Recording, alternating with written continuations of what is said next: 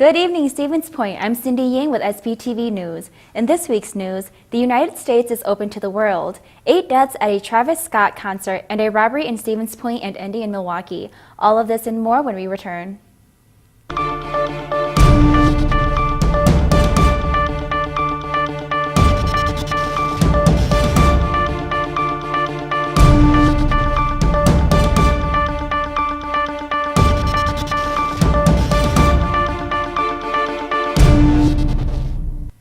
At least 8 people have died at Travis Scott's Astroworld concert last Friday after concert attendees have reported crowd surging and violent acts on one another.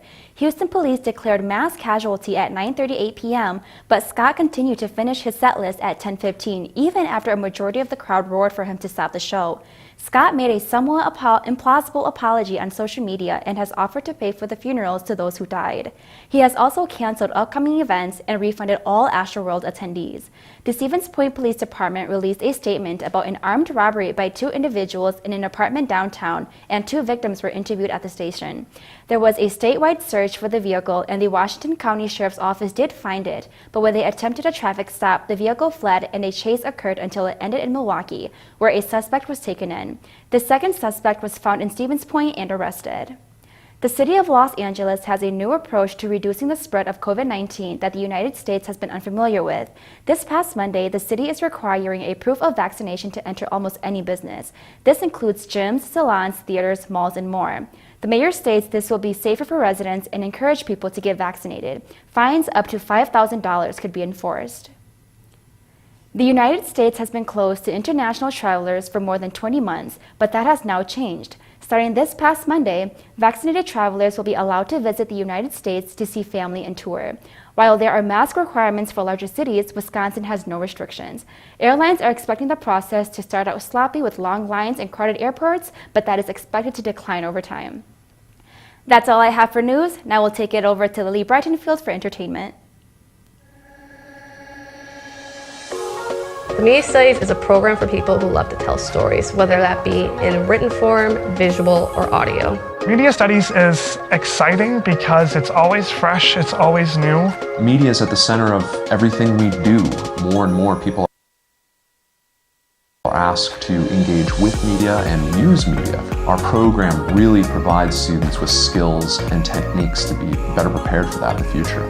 We offer courses in media production, both video and audio, nonfiction and fiction, music production, journalism, film studies. Media Studies is a great way to get hands-on experience in the field that you're looking to do. They teach you the basic concept behind everything, and then they tell you to go do it. We really pride ourselves on thinking of a wide set of opportunities that we can give our students. The student organizations are a great asset. We have SPTV, the student television organization, 90 FM, the radio, and The Pointer, our student-run newspaper. It's a great way for students to get involved, learn skills that they need for class, and meet new people. Some great facilities where our students can hone their skills. There's a giant studio in the center of the comm building. I've had quite a few classes in there. A lot of our classes are very hands-on, they're very interpersonal. You're getting the skills that will allow you to create your future, and I think that's what makes it a truly amazing experience for students. There's an incredible range of options for graduates. We've had students go out and become independent contractors, work for radio stations, newspapers, with TV stations. Everyone is different and they have their own unique style. In all the classes and all the student organizations you get involved in, you have a lot of flexibility to really create your own work and do it in a way that means something to you. We're excited to see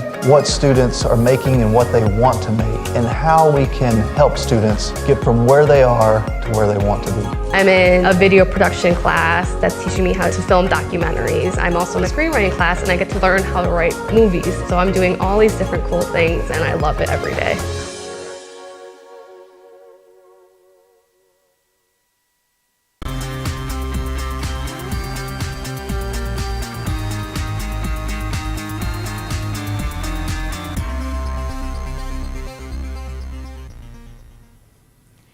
Hey Pointers, I'm Lily here with your entertainment updates. The UWSP November Blood Drive is here. If you want to volunteer to help out the community, this is a perfect opportunity. To be eligible, you need to be at least 16 and over 110 pounds. You also need to provide your student ID. This will be held on November 16th at 9 a.m. and ends at 3. You can reserve your spot on the spin page. That's right, folks. It's another open mic night. If you couldn't get enough of attending the last one, you're in luck. This will be on November 18th at 4 p.m. at the Wausau Campus Student Union. There will be other events included, such as a Jamaican dinner. Now, I don't want to be too kooky, but let's talk cookies. The Interior Design Student Association will be having a bake sale to raise money for future projects and events. They will have a booth set up by the DUC Theater on November 18th from noon to 5. Come support the art students. After all, they do design your furniture. That's all I have for entertainment. Now let's pass it off to Will Haraldson for his sports updates.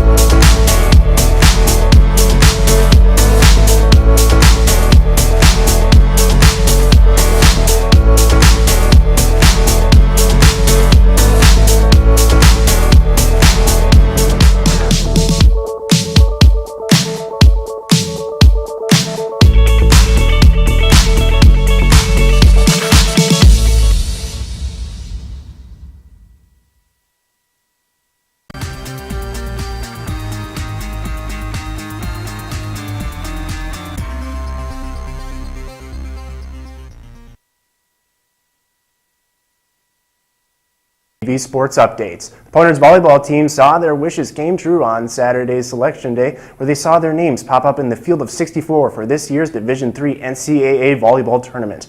The Pointers will be heading down to Waverly, Iowa to take on Bethel University in the first round of the NCAA tournament.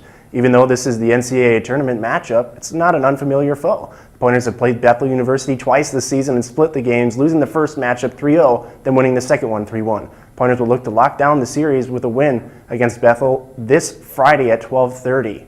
The Pointers football team will finish off the regular season this Saturday against the WIAC champion UW-Whitewater Warhawks at Gerke Field. Pointers have lost 7 straight games and will be facing their third consecutive top 25 ranked team. Against ranked teams, the Pointers are only scoring 10 points per game, where their opponents are scoring around 52 points per game. If the Pointers want any chance of being competitive in this one, they're going to have to change that bad stat line around. You can watch that game on SPTV's YouTube channel, where myself and Ashton Parker will have the call.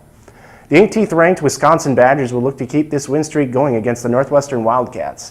The Badgers will have revenge on their mind because the Wildcats were the team who started their losing streak last season. Formula is simple: play elite defense like they have been all season and keep that offense rolling like it has been for the past 5 weeks. If the Badgers do that, they will see their win streak come to 6. That's all I have for sports this week, but make sure you tune in to Sports Hub for more information on UWSP sports. We'll see you later, Pointers. That's all we have this week at SPTV. As always, stay safe, stay warm, and have a great night.